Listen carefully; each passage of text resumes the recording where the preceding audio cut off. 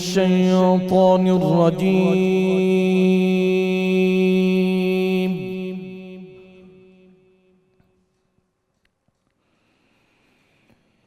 بسم الله الرحمن الرحيم.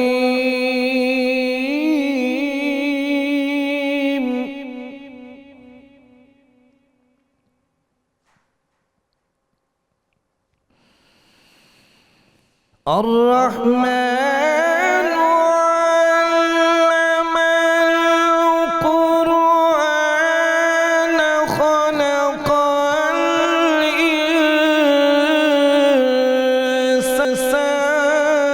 علمه البيان.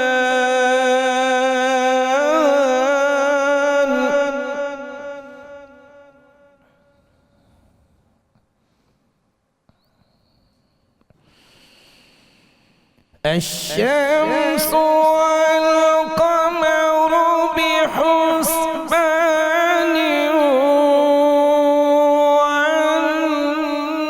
والنجم والشجر يسجدان.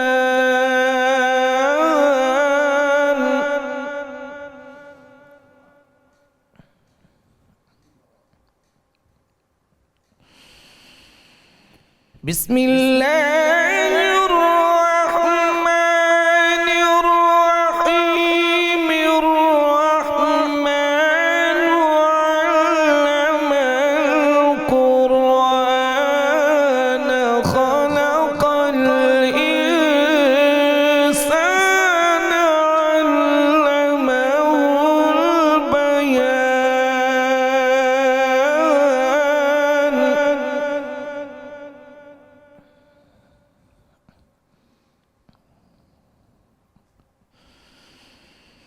الشمس والقمر بحسبان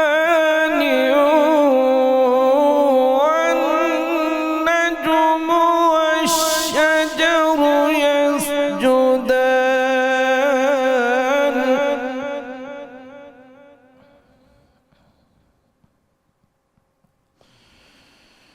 والسماء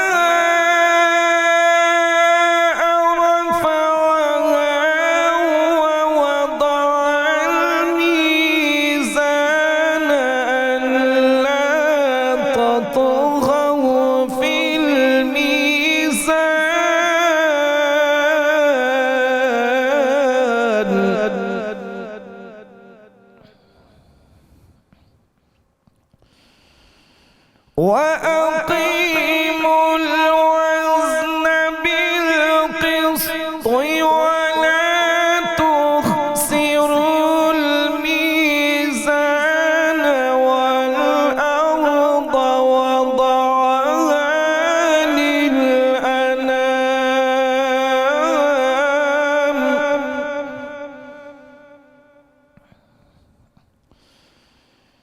فيها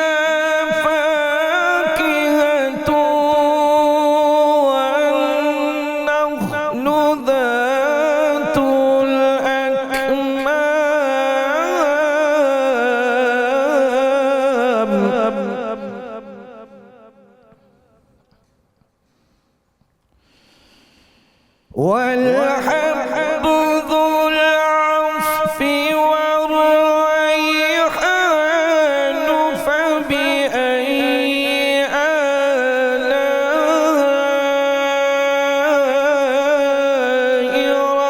ربكما تكذبان.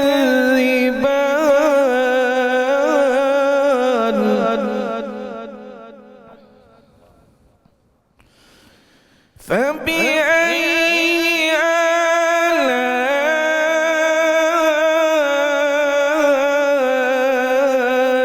ربكما تكذبان.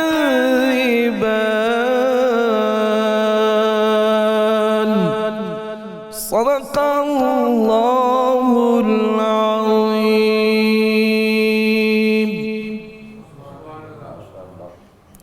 السلام علیکم ناظرین مکرم، یہ تھے قاری ظفر علی سیالوی صاحب جو سورہ رحمان کی چند آیات کی ایمان افروز تلاوت فرما رہے تھے اور ہمارے قلوب و اذہان کو منور فرما رہے تھے۔ 92 نیوز چینل کے سحر ٹرانسمیشن رحمت رمضان میں آپ کا میزبان غلام معین الدین نظامی حاضر خدمت ہے۔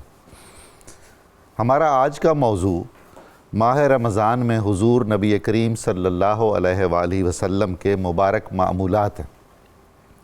نبی علیہ السلام کے معمولات سے آگاہ ہونا، زندگی کے کسی بھی مسئلے میں آپ کے معمولات سے آگاہ ہونا ہی اساس دین ہے اور جان شریعت ہے اور روح ایمان ہے، اس لیے کہ آپ صلی اللہ علیہ وآلہ وسلم کا ہر قول مبارک اور ہر فعل مبارک وحی الہی پر استوار ہے اور ہمارے لیے واجب الاتباع ہے، واجب التقلید ہے۔ رسول اللہ صلی اللہ علیہ وآلہ وسلم کے معمولات کو جاننا علم دین کی ایک عظیم شاخ ہے اور اس کا اجر بہت ہے۔ اس سلسلے میں احادیث کا مطالعہ کرنا، کتب سیرت کو پڑھنا، یہ سارا اسی عبادت کے ذیل میں داخل ہے۔ اب یہ اس نیت سے ہونا چاہیے کہ ہم اللہ کے رسول صلی اللہ علیہ وآلہ وسلم کی ایک ایک ادا سے آگاہی رکھیں اور اس پر عمل کرنے کی کوشش کریں، اس لیے کہ اللہ تعالیٰ نے آپ علیہ السلام کو ہمارے لیے اسوہ کامل قرار دیا ہے اور ایک ایسا کامل ترین نمونہ قرار دیا ہے جس پر ہمیں عمل کرنا چاہیے اور جن کی اقتداء اور اتباع میں ہماری فلاح اور ہماری نجات اور ہماری مغفرت ہے۔ رسول اللہ صلی اللہ علیہ وآلہ وسلم کے وہ معمولات مبارکہ جن کا تعلق رمضان المبارک سے ہے، ان کا جاننا اس لیے بھی بہت اہم ہے کہ یہ بہت ہی مقدس مہینہ ہے۔ رسول اللہ صلی اللہ علیہ وآلہ وسلم اس کے شدت سے انتظار فرماتے تھے، میں آگے چل کر اس پر بات کروں گا۔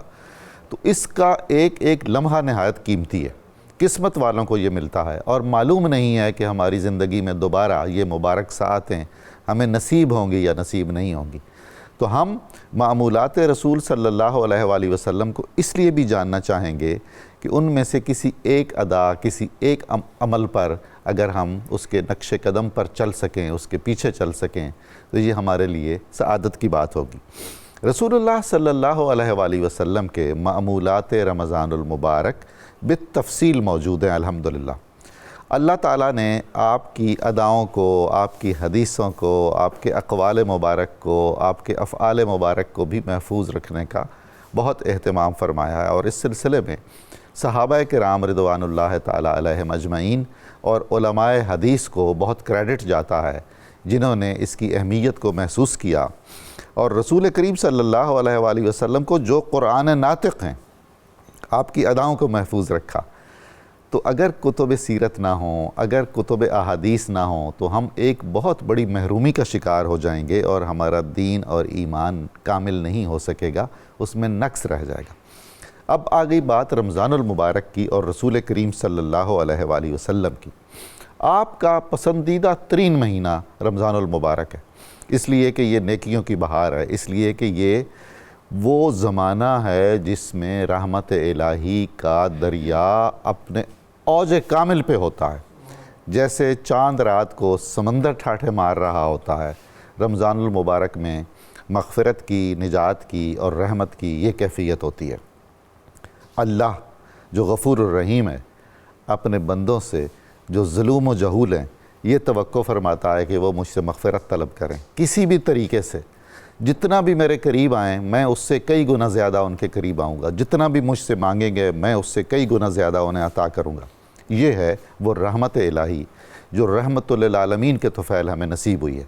تو رسول اللہ صلی اللہ علیہ وآلہ وسلم رجب ہی سے رمضان المبارک کے منتظر رہا کرتے تھے اور آپ دعا فرماتے تھے، یا اللہ ہمیں رجب تک پہنچا، اس کی بابرکت ساعتوں سے ہمیں نواز، شعبان سے نواز اور ہمیں رمضان المبارک تک پہنچا اور اس کی بابرکت اور منور ساعتیں اور لمحات بھی ہمارے نصیب میں فرما۔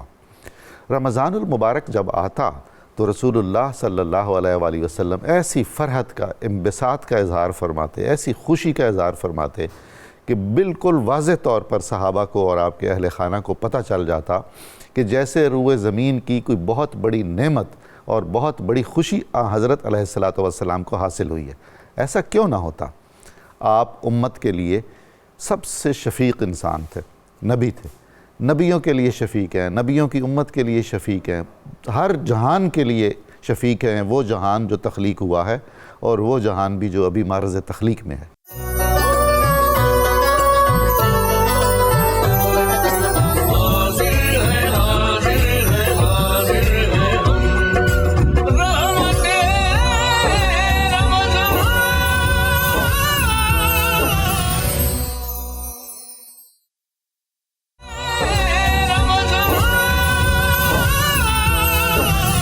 السلام علیکم ناظرین محترم، 92 نیوز چینل کی سحر ٹرانسمیشن رحمت رمضان میں آپ کو دوبارہ خوش آمدید کہتا ہوں۔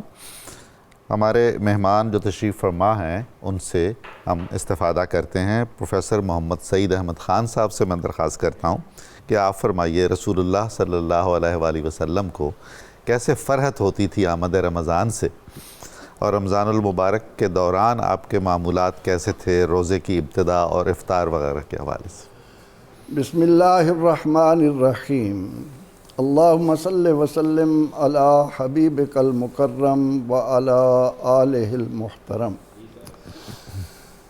محترم پروفیسر صاحب، جن برستی رحمتوں میں، مغفرتوں میں، سعادتوں میں، اللہ کی نعمتوں میں ہم اس وقت گفتگو کر رہے ہیں، اس میں یہ جاننا کہ ماہ رمضان المبارک کی آمد پر سرور دو جہاں سید عالمیاں رحمت عالم صلی اللہ علیہ وسلم کی کیا کیفیت ہوتی تھی، آپ اس کا کس طرح سے استقبال کرتے، آپ کے معمولات کیا تھے؟ سبحان اللہ۔ ان عظیم باتوں کو جاننے سے پہلے ہمارے لیے یہ جاننا از بس ضروری ہے کہ اللہ رب العزت نے آپ کو تمام جہانوں کے لیے رحمت بنا کر بھیجا۔ بے شک۔ اور آپ صلی اللہ علیہ وسلم کے متعلق خود رب رحمان نے قرآن میں یہ اعلان کر دیا کہ حریص علیکم بالمؤمنین رؤوف الرحیم۔ سبحان اللہ، سبحان۔ کہ میرے نبی صلی اللہ علیہ وسلم کو اہل ایمان کے ساتھ جو محبت ہے، ان کے لیے آپ جن بھلائیوں کا اپنے اندر ایک شدت رکھتے ہیں، اس کے تقاضے ہی کچھ اور ہیں۔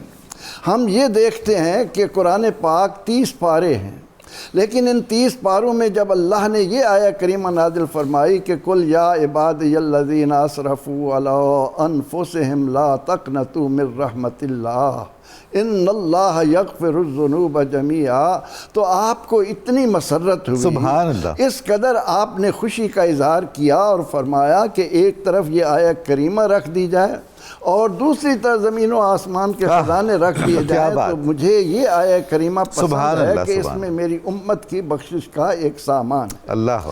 اب رمضان المبارک میں اور آپ بلکہ ہر امتی جانتا ہے کہ ہم جن کے امتی ہیں وہ ابو القاسم ہیں، جنت تقسیم کرنے والے ہیں، وہ اس شان کے مالک ہیں کہ وَلَسَوْفَ يُعْطِيكَ رَبُّكَ فَتَرْضَىٰ، جنہیں خود رب رحمان راضی کر رہا ہے۔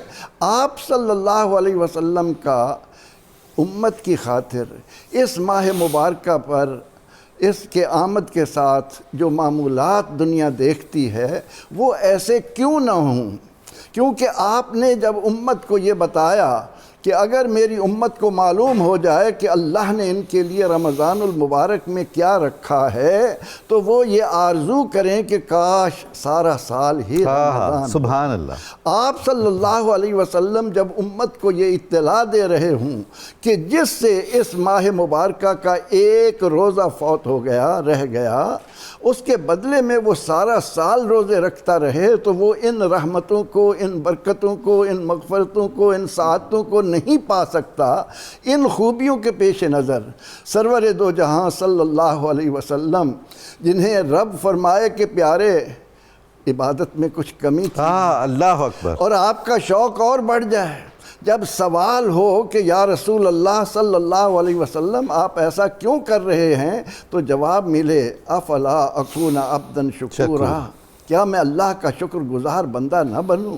اس شکر گزاری کا جو رنگ ماہ رمضان المبارک کی آمد پر ہمیں نظر آتا ہے، علماء لکھتے ہیں کہ صحابہ کرام رضوان اللہ علیہ مجمعین نے ہم تک یہ بات پہنچائی کہ رمضان کی آمد پر آپ صلی اللہ علیہ وسلم پر بشاشت کا، فرحت کا سبحان ایک اللہ، عجیب سما ہو جاتا واہ واہ، تھا، رنگ ہی نکھر جاتا کیا تھا۔ بات، وَقَصُرَتْ صَلَاتُهُ، آپ کی نماز کہیں زیادہ ہو جاتی۔ وَابْتَحَلَّ دُعَاؤُهُ، آپ کی دعا میں آہوزاری کا منظر ہی کچھ اور ہو جاتا۔ سبحان، اور آپ صلی اللہ علیہ وسلم عملاً جیسا کہ آپ نے فرمایا کہ تہبند کس لیتے تھے، یعنی مستعدی نظر آتی تھی کہ اور دنوں کے مقابلے میں، ورنہ تو ہم دیکھتے ہیں کہ آپ صلی اللہ علیہ وسلم کا ایک ایک لمحہ بے شک اللہ سے قرب کے ساتھ ساتھ امت کے لیے رونا، امت کے لیے دعائیں مانگنا، امت کے لیے اللہ سے فضل و کرم مانگتے رہنا، وہ ہر وقت ہی جوبن پر نظر آتا ہے۔ لیکن رمضان المبارک چونکہ یہ خاص رحمتیں لے کر آ رہا ہے، اس لیے نبی اکرم رحمت عالم صلی اللہ علیہ وسلم ہمیں متوجہ کرنے کے لیے، جی، ہم کو یہ احساس دلانے کے لیے کہ یہ جو سانس اللہ نے تمہیں دیے ہیں، یہ جو تمہیں آکسیجن مل رہی ہے، یہ جو تمہیں پانی مل رہا ہے، اس کا شکر ادا کرتے ہوئے اس رب رحمان کے ساتھ اپنے تعلق کو مضبوط بنا لو۔ مجھے دیکھو کہ میں امام المرسلین ہو کر، اللہ اللہ، مجھے دیکھو کہ جن کی ختم نبوت کا ڈنکا آدم کے وجود میں آنے سے پہلے بج رہا سبحان تھا، اللہ، سبحان اللہ، کن تو نبیم و آدم و بین الجسد والروح، سبحان اللہ، میں یہ نمونہ تمہارے سامنے رکھ رہا ہوں، تم اس سے غافل نہ ہونا۔ تمہیں یہ لمحات جو میسر آ رہے ہیں، ان سے ایک ایک لمحے میں، اب اس سے بڑی کیا بات ہوگی کہ حضور علیہ الصلاۃ والتسلیم فرمائیں کہ رمضان المبارک کی آمد کے ساتھ ہی پہلے دن ہی قبلے کے ماننے والوں کو اللہ تعالیٰ معاف کر دیتا ہے۔ جس ماہ مبارکہ کی آمد پر سحری اور افطار کے وقت اللہ تعالیٰ کتنے گناہ گاروں کو جہنم سے آزادی عطا کر رہا ہو، اس میں غفلت کا شکار ہونا، تو آپ صلی اللہ علیہ وسلم کی ایک تو یہ مستعدی ہوتی تھی۔ دوسری بات یہ کہ سحری، پہلے تو آپ نے امت کو سحری کی طرف متوجہ کیا۔ ہمیں قرآن کریم بتاتا ہے کہ ابتدائے رمضان میں سحری نہیں تھی، اچھا، افطار کے بعد سونے سے پہلے جو کھا لیا کھا لیا۔ اب ایک صحابی رضی اللہ عنہ کے ساتھ وہ واقعہ پیش آیا، وہ روزے کے ساتھ تھے، محنت کرتے رہے، آئے، طلب کیا، کہا میں بناتے ہوں، گھر والی نے، تو اسی اثناء میں انہیں نیند آ گئی۔ اب اگلے دن کا روزہ شروع ہو گیا۔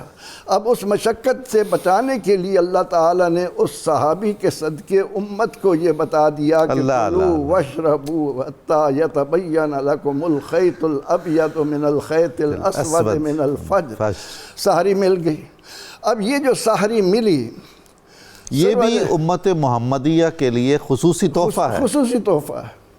پہلی امتوں میں سحری نہیں تھی، اور آپ صلی اللہ علیہ وسلم کا معمول تھا کہ آپ سحری اس لیے نہیں کرتے تھے کہ پورا دن بھوکا پیاسا رہنا ہے تو میں لاد لوں، خوب پیٹ بھر لوں، نہیں، آپ صلی اللہ علیہ وسلم نے سحری اور افطاری کے ذریعے امت کو ایک خوبصورت پیغام دیا ہے کہ کھانا اتنا کھاؤ جو تمہیں اٹھائے، واہ واہ، اتنا نہ کھاؤ کہ جسے تمہیں اٹھانا پڑے۔ کیا بات!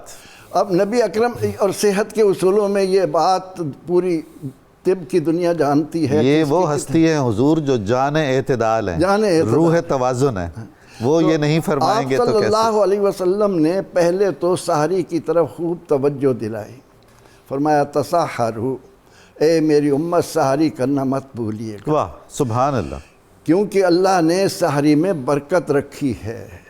اب کھانا زندہ رہنے کے لیے ہمیں ضروری ہے، لیکن اللہ کے نبی علیہ الصلاۃ والتسلیم کی بدولت رمضان المبارک کے ان بابرکت لمحات میں یہ انعام مل رہا ہے کہ اپنے وجود کو باقی رکھنے کے لیے حلال اور طیب چیزیں کھاؤ، پیو، اور پھر برکتیں بھی ساتھ سمیٹ۔ کیا بات! تو نبی اکرم رحمت عالم صلی اللہ علیہ وسلم तर खजूरों से सहरी फरमाते। जी, तर खजूरें ना होती तो आप छुहारे नोश फरमा खा लेते। इस कदर सादा। अगर ये भी ना होता तो आप फरमाते हैं पानी फ़इन्नहु तहूर, वो पाक है, वो तुम्हारे लिए ताकत के एक सामान है। तो अल्लाह के नबी अलैहिस्सलातु व तस्लीम ने इसी तरह अफ्तारी के लिए भी, लेकिन सहरी और अफ्तारी के ज़मन में आपने ये फरमाया, उम्मत के साथ प्यार देखिए अल्लाह के नबी अलैहिस्सलाम का, कि सहरी में जितनी ताख़ीर हो सके, ताकि ज़्यादा देर तुम्हें मशक्क़त में ना उठाना पड़े,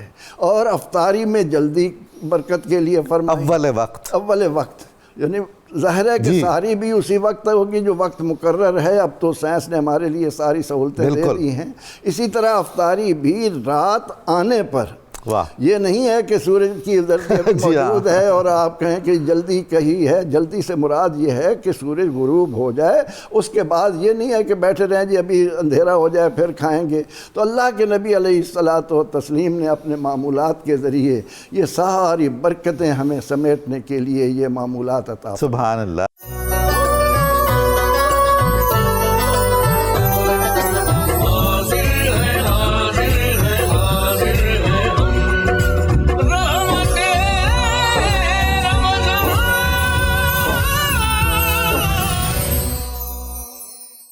बरकाती साहब, रमज़ानुल मुबारक कुरान करीम का महीना भी है, और साहिब कुरान कुरान नातिक सल्लल्लाहु अलैहि वसल्लम के मामूलात क्या थे तिलावत के हवाले से, कुरान करीम के साथ आपका जो इर्तिबात था? बिस्मिल्लाहिर्रहमानिर्रहीम। इन्ना अंज़लनाहु फ़ी लैलतिल क़द्र, सदक़ल्लाहुल अज़ीम। नबी करीम रऊफ़ुर रहीम सल्लल्लाहु ताला अलैहि वसल्लम के बेशुमार मौजज़ात, लेकिन बहुत से ऐसे मौजज़ात थे जिनका वक्त के साथ ताल्लुक़ था, उस वक्त वो ज़ाहिर हुए और वक्त के बाद फिर उनका ज़िक्र रह गया। जिस तरह के शक्कुल कमर है और रद्दुश शम्स है या दीगर मौजज़ात हैं, वो अपने वक्त पर थे, जिन्होंने देखे उन्होंने हज़ उठाए, बाकी हम उसका ज़िक्र सुनकर ही लुत्फ़ हासिल करते हैं और ईमान रखते हैं। और एक वो चीज़ है कि जो क़यामत तक हुजूर का मौजज़ा बनकर हमारे पास जलवा फिगन है और रहेगी, और वो है कुरान मजीद। सुभान अल्लाह। ये हुजूर का वो मौजज़ा है जो आज भी उसी तरह पूरी आबोताब के साथ मौजूद है। जो इसको पढ़ना चाहे उसको भी मिलता है, जो देखना चाहे उसे भी मिलता है, जो इसको सीनों में बसाना चाहे उसको भी मिलता है, जो इससे रूहानियत हासिल करना चाहे उसके लिए भी हासिल करना आसान है। ये मेरे आका का वो मौजज़ा मुबारक है। और इसके हवाले से जो कुरान मजीद फ़ुरक़ान हमीद इरशाद फरमाता है, इन्ना अंज़लनाहु फ़ी लैलतिल क़द्र, कि हमने इसे शब क़द्र में नाजिल फरमाया जी। तो शब क़द्र का ताल्लुक़ जो है वो है रमज़ानुल मुबारक के अंदर। तो अब ये कैसे हो सकता है कि पूरा रमज़ानुल मुबारक से हट के तो इसको पढ़ा जाए, और जब इसकी सालगिरह का टाइम आए तो इसको पढ़ना छोड़ दिया जाए? तो अब उसका तकाज़ा है कि इसकी तिलावत की कसरत की जाए। और ख़ुद नबी करीम सल्लल्लाहु ताला अलैहि वसल्लम इसकी कसरत ना सिर्फ ख़ुद फरमाते बल्कि अपने सहाबा इकराम को भी इस बात की तरफ मुतवज्जे फरमाते। हुज़ूर सल्लल्लाहु ताला अलैहि वसल्लम ने तलकीन फरमाया सूरह क़द्र के इस खूबसूरत शान नज़ूल के साथ कि यहाँ पर सिर्फ ये ना समझना कि कुरान की खैर व बरक़ात हैं, कुरान क़यामत तक है। तो ये कुरान लाने वाला जिब्रील भी हर साल तुम्हारे पास आएगा, तुम्हारी ज़ियारतें करेंगे 70,000 फरिश्ते, और फिर अगर तुम हज उठाओ तो हर गुलाम मुस्तफ़ा के साथ वो मुसाफ़ा भी करेंगे। सुभान अल्लाह। अब जब हमने उनके साथ सैयदुल मलाइका के साथ मुसाफ़ा का एक माहौल बनाना है, तो ये कैसे मुमकिन है कि हम वो कुरान भी ना पढ़ें और फिर ये कहें कि वो सैयदुल मलाइका हमसे मुसाफ़ा करें? तो ये मुमकिन नहीं होता। बल्कि कुरान पाक की तरफ इसीलिए हुजूर ने बिलफ़ेल हमें मुतवज्जे किया। आप सिर्फ फरमा भी देते तो काफ़ी था, लेकिन आपने बिलामल इस चीज़ को नाफिज किया। और वो किस अंदाज में? हुजूर सल्लल्लाहु ताला अलैहि वसल्लम रमज़ानुल मुबारक के अंदर हज़रत जिब्रील अलैहिस्सलाम आपकी खिदमत में हाजिर होते, आप कुरान पाक पढ़ते, जिब्रील सुना करते। सुभान अल्लाह। वो क्या खूबसूरत मंजर होगा कि कारी कुरान खुद साहिब कुरान है, और सामे कुरान वो है जो कुरान पाक को लाने वाला हामिल कुरान है। हुजूर तिलावत फरमाते हैं, जिब्रील सुनते हैं, और फिर जिब्रील सुनाते हैं, हुजूर अलैहिस्सलाम सुनते हैं। तो दोनों चीज़ें अता कर दी। تم قرآن پڑھو تو بھی میری سنت ہوگا، سنتے رہو تو بھی میرا سنت۔ حضور والا برکاتی صاحب، کیا عالم ہے جس کا آپ نے نشاندہی فرمائی ہے؟ جبریل امین ہیں اور محمد امین ہیں، محمد امین، اور یہ معاملات امانت جو قرآن کریم کی صورت میں ہیں، اور اس کا دور کیا جا رہا ہے، اس کو دہرایا جا رہا ہے۔ اب نبی کریم صلی اللہ تعالی علیہ وسلم نے ذکر فرمایا، میں ایک دعا کا خصوصی تذکرہ کرنا چاہوں گا جو جلاء الافہام کے اندر حافظ ابن قیم نے بیان کی ہے، اور بہت سے محدثین نے اسے ذکر کیا ہے کہ حضور صلی اللہ تعالی علیہ وسلم نے یہ جو ابھی ہم نے امین ہونے کا ذکر کیا ہے، اس کے اوپر ہمیں یہ بشارت مل رہی ہے، خوشخبری مل رہی ہے کہ صاحب قرآن کو اگر آپ ظاہراً نہیں دیدار کر سکے تو اس قابل بنا لو، یہ عمل ہے کہ تمہارا نام بھی وہاں پر پہنچے گا، اور پھر حضور علیہ السلام کی طرف سے تمہیں جواب بھی نصیب ہوگا۔ سبحان اللہ۔ حضور فرماتے ہیں کہ آپ جب بھی آرام کرنے کے لیے بستر پر آؤ تو سورہ ملک شریف پڑھو، اور سورہ ملک شریف پڑھنے کے بعد آپ نے یہ دعا کرنی ہے، اللہم رب الحل والحرم ورب البلد الحرام ورب الرکن والمقام ورب المشعر الحرام بحق کل آیت انزلتہا فی شہر رمضان۔ سبحان اللہ۔ یا اللہ تجھے رمضان المبارک میں اتارنے والی ہر آیت کا واسطہ پیش کرتے ہیں، اور یہ کیا رمضان المبارک کا حاضر یعنی معمول حضور کا اپنی جگہ، یہ ہمیں آپ نے اپنے قول کی صورت میں لنگر دیا، اور کیا آگے کہنا ہے، بلغ روح محمد صلی اللہ تعالی علیہ وسلم منی تحیۃ و سلاما۔ یا اللہ حضور کی خدمت میں ہماری طرف سے سلام کا تحفہ پہنچا دے۔ اور آپ نے فرمایا یہ 4 دفعہ جملہ بولو، اور اس کے بعد کیا ہوگا، اللہ تعالیٰ 2 فرشتے مقرر کرے گا، وہ دونوں فرشتے آئیں گے اور تمہارا یہ سلام لا کر میری خدمت میں پیش کریں گے، اور جب میرے پاس آئے گا تو پھر میں انہی فرشتوں کو کہوں گا کہ جس کا سلام آیا ہے جاؤ میری طرف سے اس کو بھی سلام کا جواب۔ اللہ اکبر، اللہ۔ تو یہ رمضان المبارک میں حضور نے معمول دیا کہ آپ قرآن پڑھنا نہ بھولیں، اور پھر یہ وظائف۔ اور ایک بات میں عرض کرتے ہوئے ختم کروں گا، اسی لیے ہم دیکھتے ہیں حضرت معاذ بن جبل رضی اللہ عنہ، آپ قرآن سے محبت کرتے ہیں، ایک پوری رات کے اندر قرآن پاک ایک تلاوت فرما لیتے ہیں، ایک رکعت میں تلاوت فرما لیتے ہیں۔ اسی طرح حضرت عثمان غنی رضی اللہ تعالیٰ عنہ، آپ بھی ایک رات کے اندر قرآن پاک اپنے نوافل میں ختم کرتے ہیں۔ امام اعظم ابو حنیفہ رضی اللہ نے بھی حضور سے یہ سبق لیا، تو پورے رمضان المبارک میں 61 قرآن پاک کی تلاوت فرماتے۔ امام شافعی رحمۃ اللہ تعالی علیہ 60 قرآن پاک کی تلاوت فرماتے۔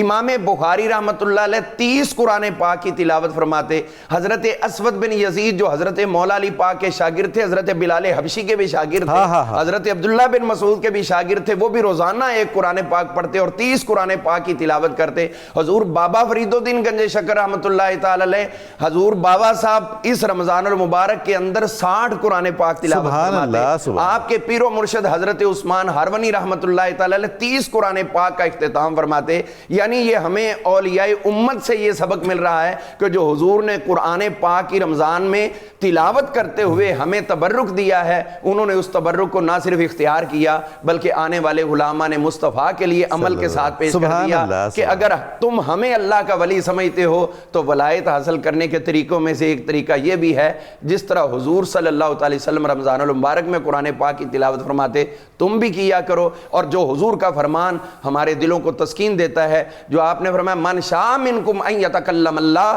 فلیقرأ القرآن، جو یہ چاہے کہ میں اپنے رب سے کلام کروں تو اس کو چاہیے کہ رب کا قرآن پڑھنا شروع۔ سبحان اللہ، سبحان اللہ۔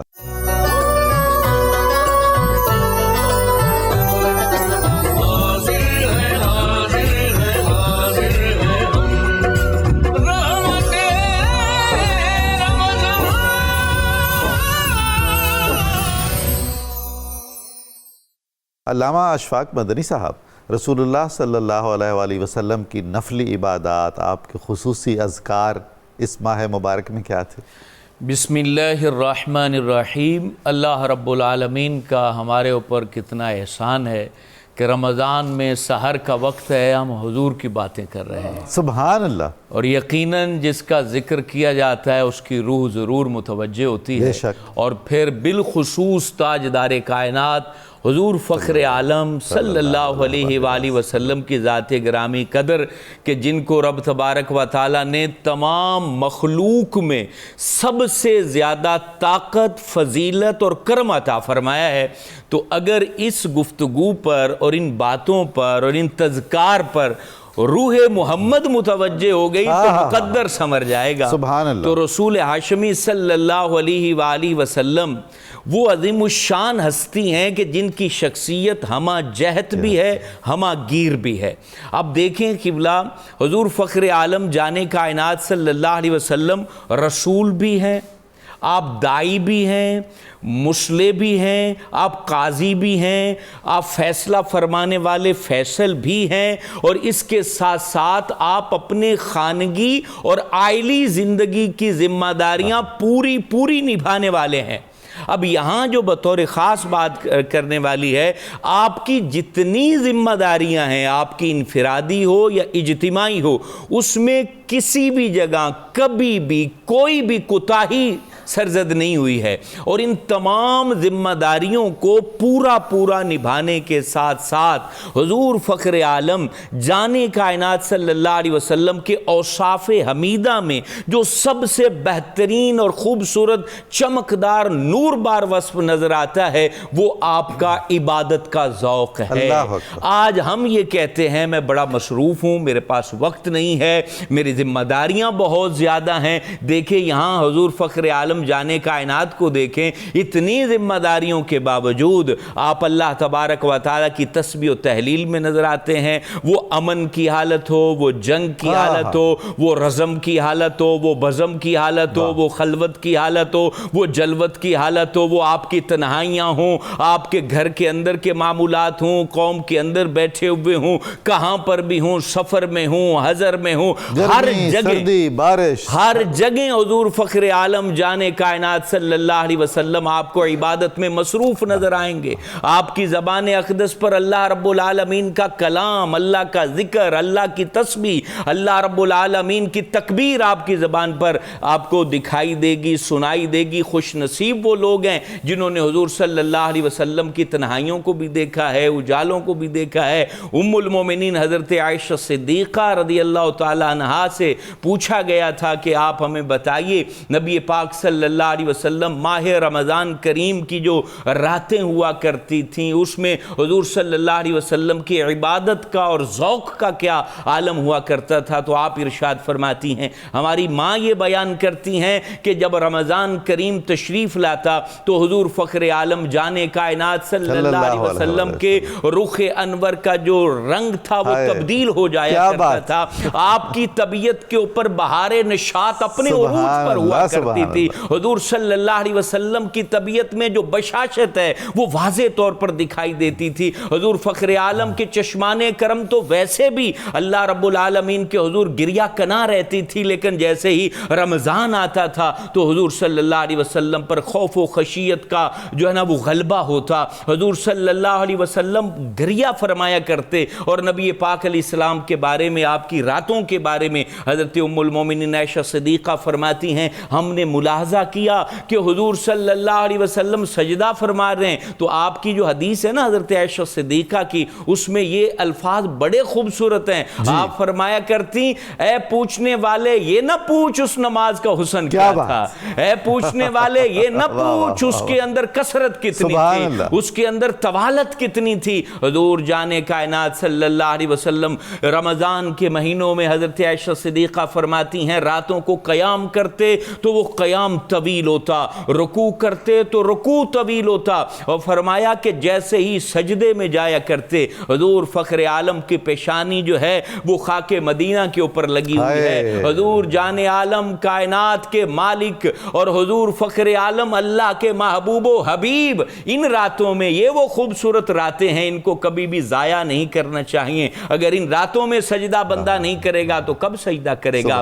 اگر ان راتوں میں بندہ گریہ کنا نہیں ہوگا تو تو کب گریا کرے گا؟ اگر ان راتوں میں اس کی آنکھیں خشک رہیں گی تو کب تر ہوں گی؟ اگر ان راتوں میں بھی اس کی دھڑکنیں اللہ کے قریب نہ ہوئیں تو پھر کب اپنے دل کو اللہ کے قریب کرے گا؟ اگر ان راتوں کے اندر بھی اپنے اندر ذوق عبادت کا نشاط نہ آیا تو پھر کب آئے گا؟ اگر ان راتوں کے اندر بھی بندے کی زبان تلاوت قرآن سے معروم رہ گئی تو کب وہ قرآن کی تلاوت کرے گا؟ اگر ان راتوں کے اندر بھی تسبیح سے محروم کر دیا گیا تو پھر کب اور کون سا وقت اس کے اوپر آئے گا کہ وہ اللہ کے حضور جھکے، اللہ کے حضور آئے، اللہ کے حضور پکارے، اللہ کے حضور صدا دے؟ یہی وہ راتیں، یہی وہ وقت، یہی وہ لمحے ہیں کہ جب اللہ رب العالمین کی رحمت و عروج و بام پر ہوتی ہے اور وہ بندے کو صدائیں دیتی ہے، اے بندے آ جا، تیری غفلتوں کی تمام تر کالک کو دھو دیا جائے گا، اے بندے آ جا، تمہارے اوپر جتنی بھی نوستیں ہیں ان کو خوشبختیوں میں بدل دیا جائے گا، اے بندے آ جا، تیری جھولی کو دامن مراد اور گوہر مراد سے بھر دیا جائے گا، اے بندے یہ لمحے، یہ وقت، یہ گھڑیاں یہ قسمت والوں کو ملتی ہیں۔ کون سا رمضان آخری ہو یہ نہ مجھے خبر ہے نہ آپ کو خبر ہے، یہ ہر ایک کو سوچ لینا چاہیے۔ اپنی طبیعت کے اندر کاہلی کو ختم کر دیا جائے، سستی کو ختم کر دیا جائے۔ یہ 2 رمضان ہے اور آج سے ہی اپنے آپ کو تیار کر لیا جائے۔ حضرت عائشہ صدیقہ فرماتی ہیں کہ حضور فخر عالم جب سجدہ کرتے رمضان کی راتوں میں تو فرمایا ایک قاری 50 آیتیں پڑھ لے اس سے زیادہ وقت حضور سجدے میں رہا کرتے تھے۔ دیکھ لیں ہم کہتے ہیں سبحان ربی الاعلی، اگر کوئی امام مسجد 5 دفعہ پڑھ لے تو مقتدی کہہ دیتے ہیں کہ آپ نے زیادہ پڑھ دیا ہے تو آپ جلدی کر دیا کریں۔ تو یہ دیکھیں 50 آیتوں پر جتنا وقت لگتا ہے، حضرت عائشہ صدیقہ فرماتی ہیں حضور فخر عالم اس سے بھی زیادہ سجدہ فرمایا کرتے تھے، آپ کی پیشانی سجدہ ریز رہتی تھی۔ آپ کے جو معمولات ہیں قبلہ عبادت کے حوالے سے وہ تو ویسے بھی حضور جان کائنات صلی اللہ علیہ وسلم کا لمحہ لمحہ عبادت ہے، حضور کا دیکھنا عبادت ہے، حضور کا مسکرانا عبادت ہے، حضور کا کلام عبادت ہے، حضور کا جو ہے وہ مجلس کو سجانا عبادت ہے، حضور صلی اللہ علیہ وسلم کسی کو دیکھ لیں یہ بھی عبادت ہے۔ حضور سوتے ہیں اور اس وقت بھی آپ فرماتے ہیں، اما عائشہ صدیقہ یہ رمضان کے مہینوں کی روایت ہے، آپ یہ کہتی تھیں کہ حضور آپ سو رہے ہیں، ابھی آپ نے وتر جو ہے نا وہ ابھی کیا پڑھ لی ہیں، بعد میں پڑھیں گے، اس طریقے سے استفسار فرمایا، مختلف الفاظ ہیں۔ اللہ اکبر تو حضور نے فرمایا اے عائشہ میری آنکھ سوتی ہے دل میرا جاگتا رہتا ہے۔ تو حضور فخر عالم کا تو لمحہ لمحہ عبادت، آپ کے جو روئیں روئیں کے اندر عبادت جو ہے، آپ کے جو خون کی جو روانی ہے وہ بھی عبادت ہے۔ آپ صلی اللہ علیہ وسلم کا کوئی لمحہ غفلت میں نہیں ہے، کوئی لمحہ خالی نہیں ہے اللہ تعالیٰ کے ذکر سے۔ حضور جان ہے کائنات کی اور حضور کی جان کے صدقے ہی تو سب کچھ آباد ہے۔ تو یہ رمضان کریم ہمیں نفل عبادت بالخصوص میں یہ عرض کرنا چاہتا ہوں قبلہ آپ کے توسل سے کہ اس مہینے میں کم از کم تہجد کی نماز نہیں چھوڑنی چاہیے۔ ہم تہجد کے جو ہیں وہ پابند بن جائیں، اور انشاءاللہ تعالیٰ یہ تہجد کے بارے میں صوفیہ کہتے ہیں یہ لاڈلی نماز ہے، یہ بڑے بڑے کام کروا لیتی ہے قدرت سے اور تقدیر سے، اور مقدر کو بدلنے والی نماز ہے۔ تو ہم حضور علیہ الصلوۃ والسلام کی عظیم الشان سنت کو، تہجد کی نماز کو اپنی زندگیوں میں نافذ کر لیں تو انشاءاللہ رونا خوشیوں میں بدل جائے گا، غم جو ہے وہ خوشی میں بدل جائے گا، دکھ سکھ میں بدل جائے گا، بیماری جو ہے وہ صحت و شفا میں بدل جائے گی، اور جو ہماری اگر تباہی ہو رہی ہے تو وہ انشاءاللہ آبادکاری میں بدل جائے گی۔ اور رمضان کریم کی اس سحر میں ہم یہی التجا کرتے ہیں اللہ حضور علیہ السلام کے سجدوں کے صدقے ہماری پیشانیوں کو بھی اپنے سجدے کا سرور عطا۔ آمین آمین، بہت شکریہ۔ ناظرین مکرم، ہمیں بہت مختصر بریک لینی ہے، ہم دوبارہ جلد حاضر خدمت ہوتے ہیں، آپ ہمارے ساتھ رہیے گا۔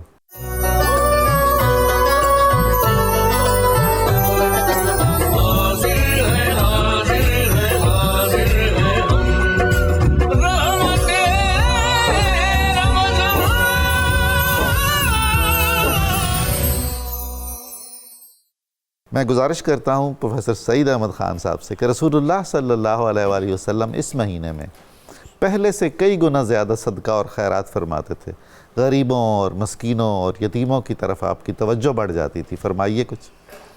حضور نبی اکرم رحمت عالم صلی اللہ تعالی علیہ وسلم کا ایک ایک عمل انسانیت کو راحت دینے، انسانیت کو بلندیوں پر لے جانے کے لیے ہے۔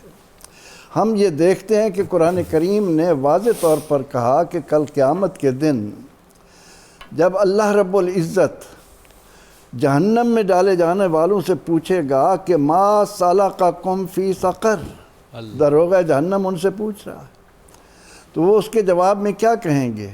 قالوا لم نک من المصلین، ایک تو یہ کہ ہم نماز نہیں پڑھتے تھے، اور دوسری بات یہ کہ لم نک نطعم المسکین، ہم مسکینوں کی خبر گیری نہیں کرتے تھے، مسکینوں کا حال نہیں پوچھتے تھے۔ اب اسلام نے اپنا حسن قرار دیا ہے کہ غلامی کا خاتمہ کیا جائے، بھوک کو مٹایا جائے۔ جی تو سرور دو جہاں صلی اللہ علیہ وآلہ وسلم نے اس عمل کو یوں تو زندگی بھر کبھی ایسا نہیں ہوا۔ ہم دیکھتے ہیں کہ بحران کے خزانے آئے، مسجد نبوی میں ڈھیر لگا ہے، لیکن اللہ کے نبی علیہ الصلاۃ والتسلیم اپنے لیے 5واں حصہ رکھنے کی بجائے، سبحان اللہ صاحب میں عرض کیا کرتا ہوں کہ اے امتی، تجھے رسول رحمت صلی اللہ علیہ وسلم کو جب اپنے لیے نمونہ بنانا ہے تو ذرا دیکھ تو صحیح کہ اللہ رب العزت نے مال غنیمت میں آپ کا 5واں حصہ رکھا، خمس۔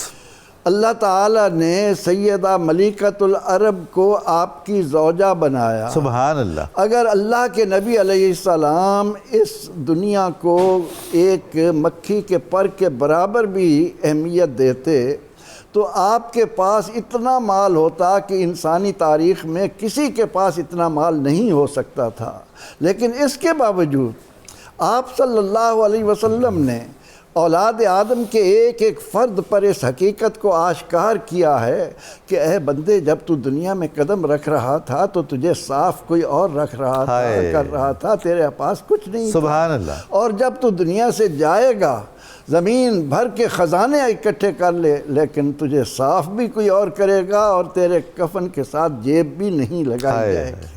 اللہ کے نبی علیہ الصلاۃ والتسلیم نے اولاد آدم کے اندر بھوک کو ختم کرنے کے لیے، یہ جو ایک انسان کا گدھا اور شاہ کا فرق ہے، اس کو مٹانے کے لیے آپ صلی اللہ علیہ وسلم عام دنوں میں یہ کیفیت ہوتی تھی کہ خزانے آئے ہیں، بانٹ دیا۔ اب سارا بانٹنے کے بعد ایک صحابی آیا، جی ضرورت، فرمایا جاؤ محمد کے نام پر صلی اللہ علیہ وسلم کسی سے قرض لے لو، میں ادا کر دوں۔ کیا بات ہے، کیا شان ہے۔ یہ تو عام دنوں کی بات ہے، لیکن جب رمضان المبارک آیا تو آپ صلی اللہ علیہ وسلم نے امت کو اس طرح متوجہ کیا کہ آپ کی سخاوت پانی کی طرح عام ہو جاتی تھی۔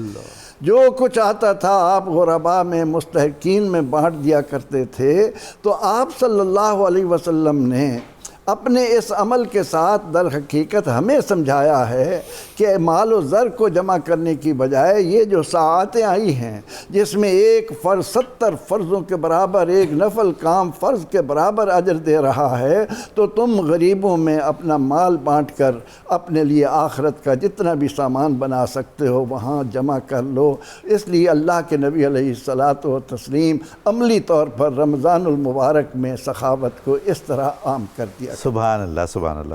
جناب برکاتی صاحب، یہ جو نماز تراویح ہے، ایک تو یہ فرمائیے کہ تراویح کا مطلب کیا ہے؟ حضرت علیہ الصلاۃ والسلام کا معمول تراویح کیا تھا؟ بسم اللہ الرحمن الرحیم۔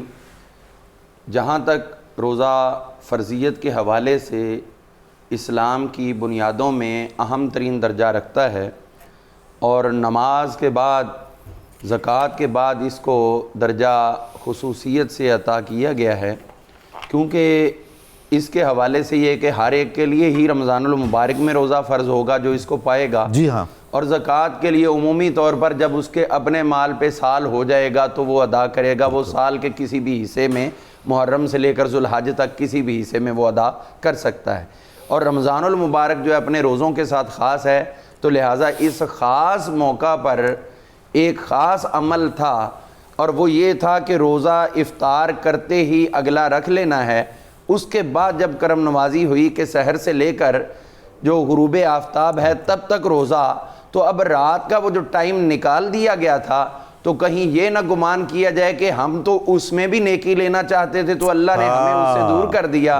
تو حضور نے فرمایا دور نہیں کیا جائے گا, آؤ اس کے لیے ہم تمہیں قرآن پاک کی صورت میں وہ عظیم تحفہ عطا کر رہے ہیں جو ویسے بھی راتوں کو پڑھو اور خصوصیت سے نماز تراویح ادا کرو اور اس میں قرآن بھی سنو اور پڑھو, تو لہٰذا تمہارا عمل یہ ہوگا کہ نفلی نمازیں بھی ادا ہو رہی ہوں گی جو سنت بن کے تراویح کا لفظ پاتی ہیں, اور پھر اس کے ساتھ ساتھ تمہیں سماعت قرآن کا بھی شرف حاصل ہوگا.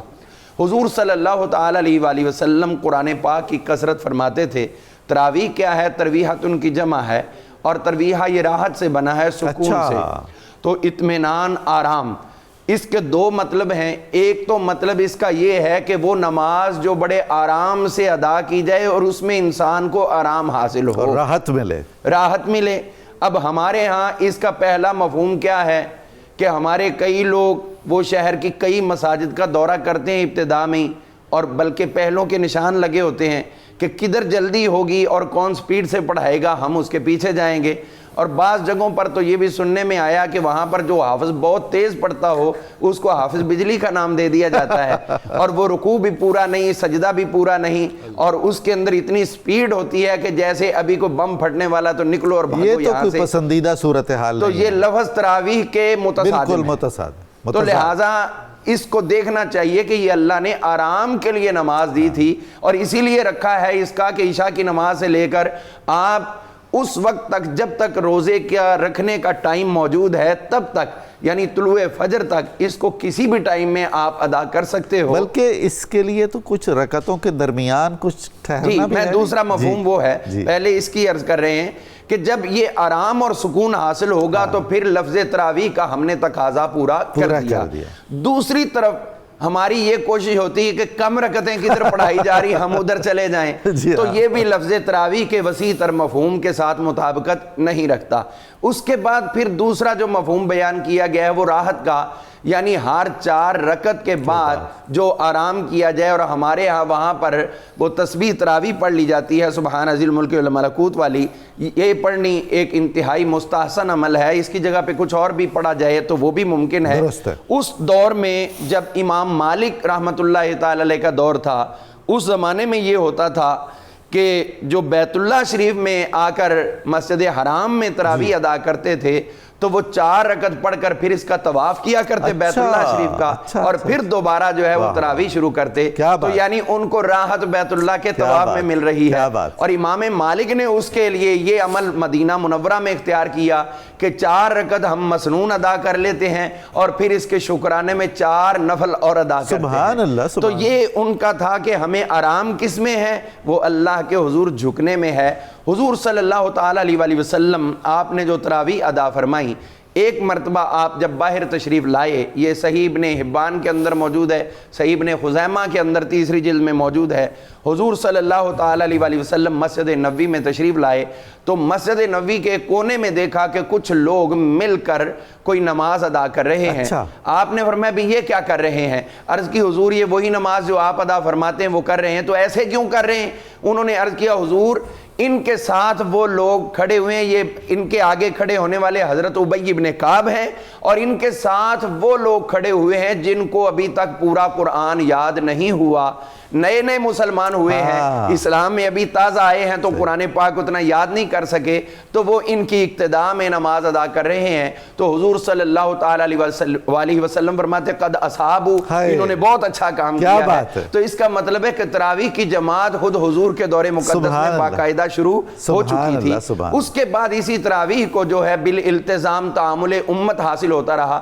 حضرت سیدنا عمر فاروق رضی اللہ تعالیٰ عنہ کا جب دور مقدس آیا تو اس میں حضرت سیدنا مولا علی المرتضیٰ شیر خدا کرم اللہ تعالی وجہ الکریم, آپ نے حضرت عمر فاروق کو مشورہ دیا. اچھا, یہ مشورہ حضرت مولا علی پاک کا تھا کہ یہ جو لوگ متفرق تراویح ادا کر رہے ہیں, کوئی ادھر کوئی ادھر کوئی ادھر اپنی اپنی پڑھ رہے ہیں, تو کیا یہ اچھا ہو کہ ہم ان کو ایک امام کی اقتداء میں جمع کر دیں.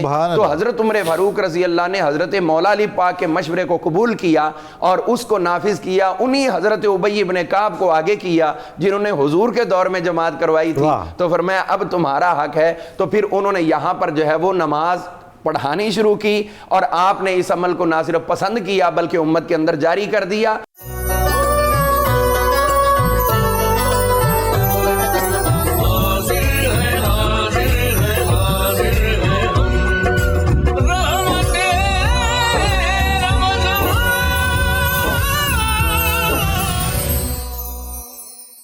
جناب اشفاق مدنی صاحب، رسول اللہ صلی اللہ علیہ وآلہ وسلم کا معمول تہجد اور آپ کا اعتکاف فرمانا رمضان المبارک میں کیا شان ہے، کیا بات ہے، ارشاد کیجئے۔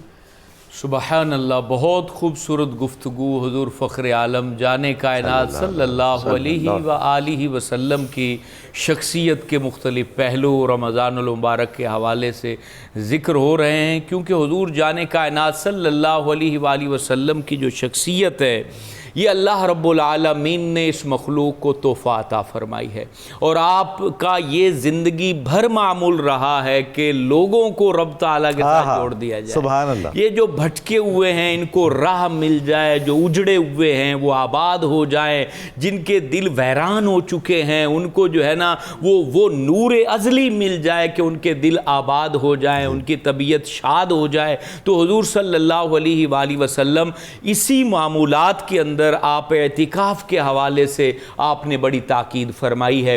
حضور صلی اللہ علیہ وآلہ وسلم جب مدینہ طیبہ میں تشریف لائے ہیں تو آپ کے جو معمولات ہیں مدینہ طیبہ میں اس میں سب سے زیادہ پابندی جس معمولات میں کی ہے حضور علیہ السلام نے وہ اعتکاف ہے۔ سبحان اللہ۔ آپ نے وصال مبارک تک جتنے رمضان آپ کو ملے ہیں سب میں آپ نے اعتکاف فرمایا، کیا بات۔ اور ایک سال آپ کسی وجہ سے صحابہ کہتے ہیں اعتکاف نہیں فرما سکے تو اگلے مہینے آپ نے 20 روز کا اعتکاف فرمایا۔ اللہ اکبر۔ اور حضرت ابو سعید خدری رضی اللہ تعالیٰ عنہ آپ روایت فرماتے ہیں کہ رسول ہاشمی صلی اللہ علیہ وآلہ وسلم نے ایک بار پورے مہینے کا اعتکاف فرمایا۔ کیا بات۔ آپ نے جو ہے وہ پہلے 10 دن کا اعتکاف کیا تو حضرت ابو سعید خدری کہتے ہیں ہم بھی موجود تھے مسجد نبوی شریف میں، اور آپ خیمے میں حضور علیہ السلام موجود تھے۔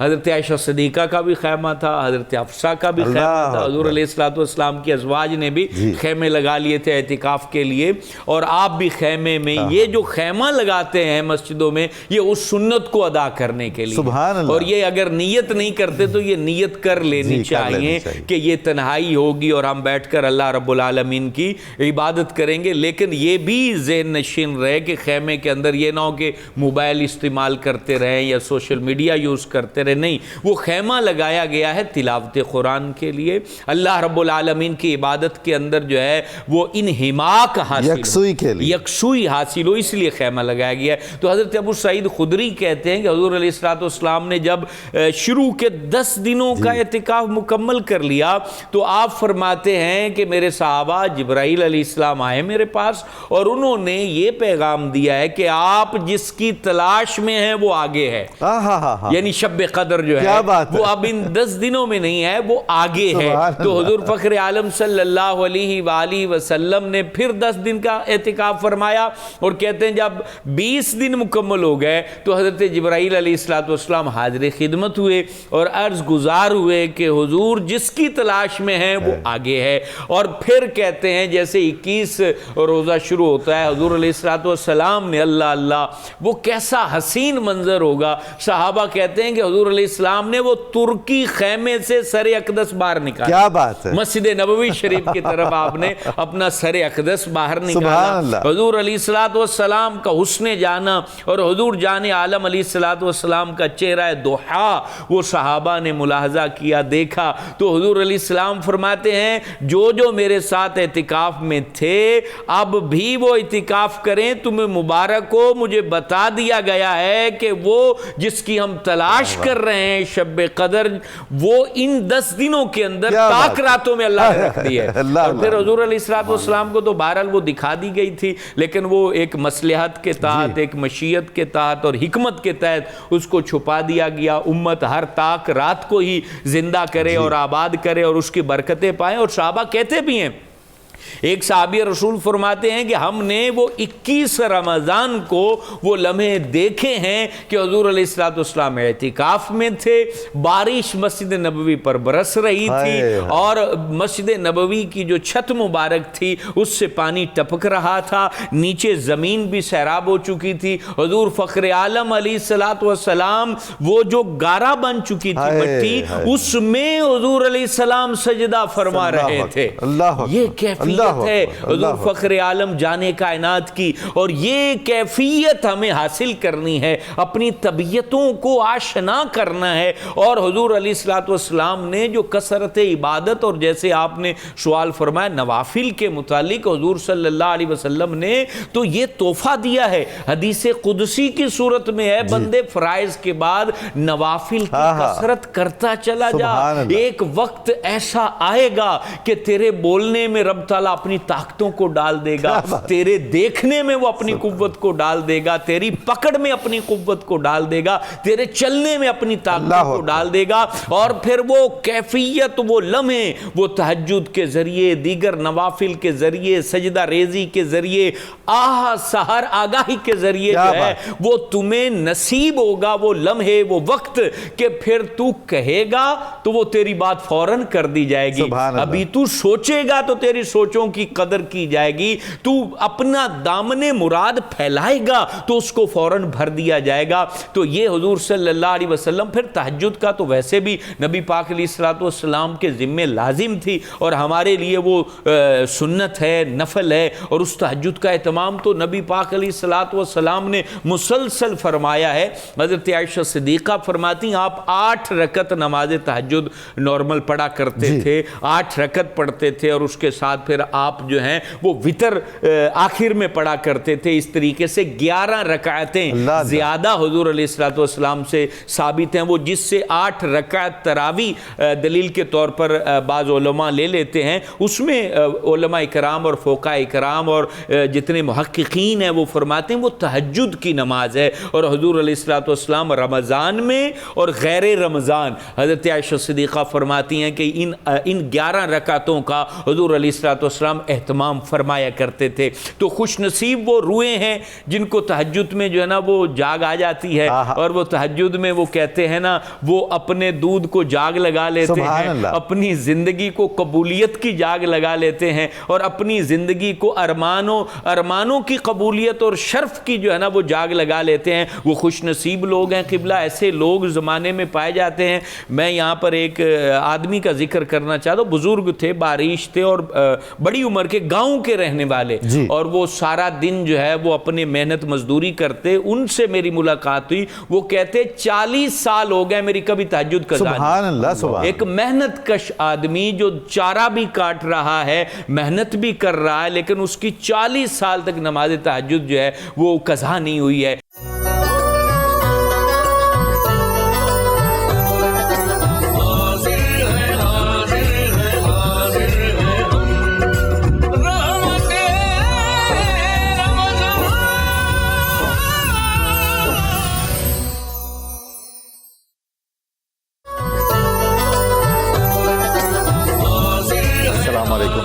محترم، آپ کو 92 نیوز چینل کی سحر ٹرانسمیشن رحمت رمضان میں خوش آمدید کہتا ہوں۔ پروفیسر سعید احمد خان ہمارے ساتھ ہیں، ہم ان سے بات کرتے ہیں۔ حضور والا رسول کریم صلی اللہ علیہ وآلہ وسلم نے رمضان المبارک کے آخری عشرے میں زیادہ اہتمام فرمایا ہے عبادات کا، اس کی کیا حکمت اور مصلحت؟ نبی اکرم رحمت عالم صلی اللہ تعالی علیہ وسلم کا ہر عمل اپنے اندر ہزاروں حکمتیں، مصلحتیں اور امت کے لیے فوائد و برکات رکھتا ہے۔ آپ صلی اللہ علیہ وسلم جب اس نتیجے پر پہنچ گئے اور یہ فیصلہ ہو گیا کہ قدر والی رات آخری عشرے میں ہے، جی، اس بنا پر حضور نبی اکرم رحمت عالم صلی اللہ علیہ وسلم جو ہمارے ساتھ کائنات میں سب سے بڑھ کر پیار کرنے والے ہیں، لا ریب، آپ نے پھر ایک اور چیز، وہ میں کہا کرتا ہوں کہ کسی نے بہار گزرنے پر بلبل کو دیکھا کہ اداس بیٹھی ہے، اس نے کہا ارے پگلی کیا ہوا، سال کی بات ہے، پھر آئیں گے بہار کے دن، پھر تو کوک لے گی۔ تو اس نے کہا کہ یہ تو میں بھی جانتی ہوں کہ وقت گزرنے کے بعد بہار آئے گی، لیکن اس بات کی کیا گارنٹی ہے کہ اس وقت تک میں رہوں گی؟ کمال ہے۔ اب اللہ رب العزت نے زندگی میں ہمیں رمضان المبارک کی یہ ساعتیں عطا فرمائی ہیں، تو حضور نبی اکرم رحمت عالم صلی اللہ علیہ وسلم کہ اب رمضان جا رہا ہے، ایک ایک دن اس کا گنا جاتا ہے، ایام معدودات، جس طرح رمضان کے دن گنے جاتے ہیں اس طرح اور کسی مہینے کے دن نہیں گنے جاتے۔ تو آپ صلی اللہ علیہ وسلم نیکیوں میں اور اضافہ فرما کر ہمیں متوجہ کر رہے ہیں کہ ان آنے والے لمحات کو، ایک ایک لمحے کو اپنے لیے مبارک جانتے ہوئے اس سے خوب استفادہ کرو، اور زیادہ سے زیادہ نوافل ادا کیے جائیں، قرآن پاک کی تلاوت کی جائے، صدقات و خیرات کیے جائیں۔ تو اس لیے پیغمبر رحمت صلی اللہ علیہ وسلم، تاکہ ان 10 راتوں میں شب قدر ہے اور نہ معلوم کون سی ہے، طاق راتوں کا بھی فرمایا جی، لیکن بعض اوقات یہ چیزیں بھی ملتی ہیں کہ طاق رات کے علاوہ بھی رات میسر آئی ہے۔ تو اس لیے آپ صلی اللہ علیہ وسلم نے امت کو عمل دیا تاکہ وہ ایک ایک رات کو اور دن کے اندر صدقات و خیرات کے ذریعے، اپنا قرآن پاک کی تلاوت کے ذریعے، لوگوں کے ساتھ مواسات، کہ یہی وجہ ہے کہ ہم دیکھتے ہیں کہ جب آخری عشرہ آتا ہے تو افطاریاں بڑھ جاتی ہیں۔ جی، وہ کس لیے کہ آپ نے اس مہینے کو جو مواسات کا مہینہ قرار دیا، باہمی غمخواری کا، ہمدردی کا مہینہ قرار دیا، اور ساتھ ہی یہ بھی فرمایا کہ جب کوئی روزے دار کسی روزے دار کا روزہ افطار کرواتا ہے تو اس کے اجر میں کمی کیے بغیر ایک روزے دار کے برابر اس کو اجر عطا کر دیا جاتا ہے۔ تو اس پر جب صحابہ کرام رضوان اللہ علیہ مجمعین نے عرض کی کہ یا رسول اللہ صلی اللہ علیہ وسلم، ہم میں سے ہر آدمی اس استطاعت نہیں رکھتا کہ روزہ افطار کرا سکے، تو آپ نے اس کو بھی عام کر دیا۔ اب اسی بنا پر ہم دیکھتے ہیں کہ رمضان المبارک کے آخری عشرے میں بہت دعوتیں ہو رہی ہیں۔ پھر یہ کہ قرآن پاک کا ختم بھی اسی عشرے میں زیادہ تر 21 سے شروع ہو جاتا ہے۔ اعتکاف بھی اسی لیے اس میں رکھا گیا۔ اعتکاف کے بارے میں ہم چونکہ بتا چکے ہیں کہ وہ کتنی بڑی عبادت ہے اور کس قدر اللہ کے نبی علیہ الصلاۃ والتسلیم نے بتا دیا کہ یکسو ہو کر اپنے آپ کو اللہ کے دروازے پر ڈال دو اور اس کی بارگاہ میں اس طرح سے پڑ جاؤ کہ کریم تیرے در سے کرم کی بھیک لیے بغیر اب میں نہیں جاؤں گا۔ اس لیے اب رمضان المبارک میں ایک تو اعتکاف کی وجہ سے بھی رونق ہو جاتی ہے۔ ابھی ہم تراویح کا ذکر کر رہے تھے تو اس ضمن میں بھی ایک بات عرض کرتا چلوں کہ علی مرتضیٰ رضی اللہ عنہ بھی اولی الامر ہیں، سیدنا فاروق اعظم رضی اللہ عنہ بھی اولی الامر ہیں، اور اسی اثناء میں حضرت عثمان رضی اللہ عنہ بھی اولی الامر ہیں، اور قرآن کہتا ہے اطیعوا اللہ و اطیعوا الرسول و اولی الامر منکم۔ اب اولی الامر نے ہمیں جو 20 رکعت تراویح کی صورت میں ایک نعمت دی ہے، اس پر گویا اللہ جل مجدہ کی مہر ہے۔ اور پھر یہ جب آخری عشرہ آتا ہے اور اس میں مساجد میں رونق بڑھ جاتی ہے، لوگ آ جاتے ہیں کہ اب یہ احساس بھی ہونے لگتا ہے کہ اب یہ ساعتیں جا رہی ہیں، رمضان المبارک رخصت ہو رہا ہے۔ اس وجہ سے تو سیدنا فاروق اعظم رضی اللہ عنہ کے دور میں جب تراویح باجماعت ہونے لگی اور علی مرتضیٰ کرم اللہ وجہ تشریف لائے اور آپ نے دیکھا کہ اللہ کا گھر روشن ہے، تو اس موقع پر علی مرتضیٰ رضی اللہ عنہ نے یہ مسجدیں آباد کرنے والوں کو، اللہ کے گھر روشن کرنے والوں کو، اللہ کے گھر میں چراغاں کرنے والوں کو ایک خبر دی، فرمایا کہ عمر تو نے اللہ کے گھر کو روشن کیا ہے، اللہ تیری قبر کو روشن کرے۔ سبحان اللہ، سبحان۔ تو یہ چیزیں ساری رونقیں یہ بھی آخری عشرے میں ہمیں نظر آتی ہیں، اور زیادہ سے زیادہ اس میں مواسات کی طرف توجہ دینی چاہیے تاکہ عید کی خوشیوں میں کوئی مسلمان ایسا نہ ہو جو ہم سے محروم رہے، جس کو احساس ہو۔ اور پھر یہ کہ نبی اکرم رحمت عالم صلی اللہ تعالی علیہ وسلم کے اسی اسوہ حسنہ میں یہ بات کس قدر ایمان والوں کو توجہ دلاتی ہے کہ آپ صلی اللہ علیہ وسلم عیدگاہ کی طرف جاتے ہوئے جب ایک بچے کو الگ اس حال میں دیکھتے ہیں کہ وہ یعنی قسم پرسی کے حال میں ہے، تو آپ صلی اللہ علیہ وسلم اسے گھر لائیں اور اسے کپڑے دیں، صاف ستھرا کریں اور فرمائیں کہ اس پر راضی ہے کہ عائشہ تیری اماں ہو، محمد عربی صلی اللہ علیہ وسلم.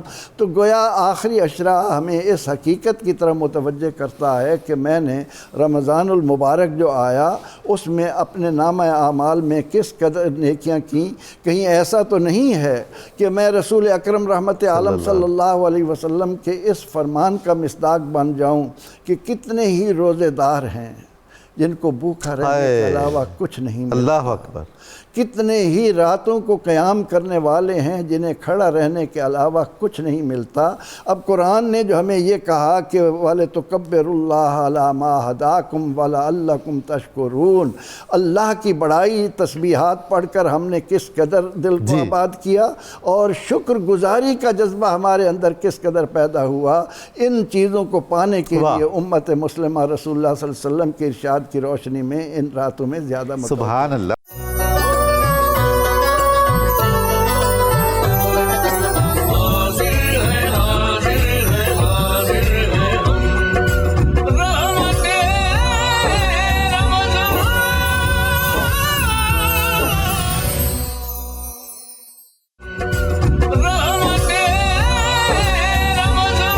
السلام علیکم ناظرین مکرم، 92 نیوز چینل کی سحر ٹرانسمیشن رحمت رمضان میں آپ کا میزبان غلام معین الدین نظامی آپ کی خدمت میں حاضر ہے. میں آپ کی خدمت میں ابھی درس مثنوی معنوی مولانا جلال الدین رومی کے حوالے سے چند اشعار آپ کی خدمت میں پیش کروں گا. حضرت مولانا جلال الدین رومی کو بھی تمام صوفیاء عرفاء اولیاء اللہ کی طرح روزے سے خاص محبت تھی. آپ کثرت سے روزہ رکھتے تھے. آپ کی جتنی بھی تصانیف ہیں ان میں آپ نے روزے کو بہت ہائی لائٹ کیا ہے اور اس کی اہمیت، اس کی حکمت، اس کے فوائد اور اس کے ظاہری اور باطنی فوائد پر بالتفصیل بات کی ہے. آپ نے مثنوی شریف میں بھی اور اپنی غزلیات میں بھی، اپنے ملفوظات میں بھی اور اپنے خطبات میں بھی روزے کی بہت ترغیب دلائی ہے. ان کے ہاں روزہ اور شب بیداری یہ لازم و ملزوم ہے. ان کا کہنا ہے کہ ہم روزہ رکھیں گے اور شب بیداری کریں گے تو وہ نتائج نکلیں گے جو مقصود روزہ ہیں، جس کو ہم نے روح روزہ یا روح سیام کے نام سے تعبیر کیا تھا. کمال یہ ہے کہ حضرت مولانا جلال الدین رومی نے اپنی غزلوں میں بھی روزے کو بہت سراہا ہے. ان کی کئی غزلیں ایسی ہیں جن کی ردیف ہی روزہ ہے یا سیام ہے. اس سے اندازہ ہوتا ہے کہ روزہ ان کے ہاں ایک انڈیپینڈنٹ کیریکٹر کے طور پر اور ایک بہت ہی دلکش ہستی اور وجود کے طور پر موجود ہے. چند اشعار میں آپ کی خدمت میں عرض کرتا ہوں مثنوی معنوی سے، جس میں انہوں نے روزے کی ترغیب دلائی ہے اور شب بیداری کی ترغیب دلائی ہے اور کیسے خوبصورت انداز میں اپنا مافِ ضمیر بیان فرمایا ہے. آپ فرماتے ہیں مخاطب کر کے ہم سب کو، این دہان بستی دہانی باز شد. اگر آپ نے یہ ظاہری منہ اپنا بند کر لیا کھانے پینے سے تو ایک اور منہ کھل گیا. وہ جو منہ کھلا ہے وہ روح کا منہ ہے. وہ آپ کا معرفت کو حاصل کرنے والا ایک منہ آپ کا کھل گیا. کو خورندہ لقمہا یہ راز شد. اور وہ جو منہ ہے جو روحانی ہے وہ اللہ تعالیٰ کے رازوں کے لقمے کھاتا ہے. اس کو بارگاہ الہی سے رزق ملتا ہے، اسرار و رموز کا، نیکی کا، تقوی کا، پارسائی کا. لب فرو بند از طعام و از شراب، سوئے خوان آسمانی کن شتاب. فرماتے ہیں کہ اپنا منہ بند کر لو اس دنیا کے کھانے سے، اس دنیا کے پینے سے. کچھ بھی نہ کھاؤ، کچھ نہ پیو، جو روزے کا فلسفہ ہے. اور اس دسترخوان کی طرف رخ کر لو جو آسمانوں پر بچھا ہوا ہے تمہارے لیے. وہ جو دسترخوان خدا ہے وہ معرفت کا دسترخوان ہے. اس کا مطلب ہے بالکل سارے صوفیاء کی طرح جلال الدین رومی رحمۃ اللہ تعالیٰ علیہ بھی اس پر متفق ہیں کہ جب ہم بھوکے رہیں گے، کم کھائیں گے، کم سوئیں گے، کم بولیں گے تو اللہ تعالیٰ ہمارے دل میں حکمت اور معرفت کے سرچشمے کھول دے گا. فرماتے ہیں گر تو این انبان ز نان خالی کنی پرز گوہرہائے اجلالی کنی. اگر آپ اپنے پیٹ کی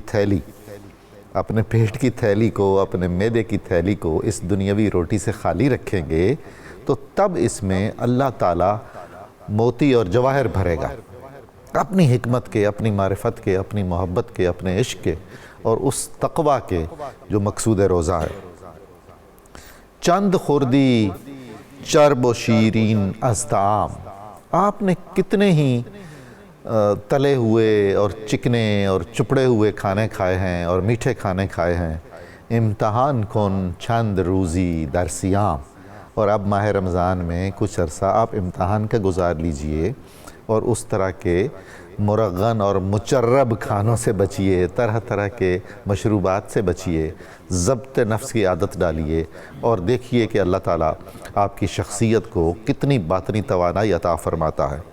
اور آخری شعر جو بہت اہم اور بہت ضروری ہے، چند شبہ خواب را گشتی اسیر، یک شبی بیدار شو دولت بگیر۔ کتنی ہی راتیں آپ پر گزری ایسی کہ آپ نے خواب خرگوش کے مزے لیے، جی بھر کے سوئے، حد کر دی آپ نے سونے کی۔ اب خدا کے لیے اس مقدس مہینے میں، اس محترم مہینے میں کم از کم کوئی ایک رات ہی جاگ لیجئے۔ اگر آپ ایک رات جاگ لیں گے، اپنی ظاہری نیند کو قربان کر دیں گے، تو آپ کو ایک دولت سرمدی حاصل ہوگی۔ یہ آپ کو حضرت مولانا جلال الدین رومی کا پیغام ہے۔ ناظرین، اس کے ساتھ ہی ہم ایک مختصر بریک لیتے ہیں، بہت جلد دوبارہ حاضر خدمت ہوتے ہیں۔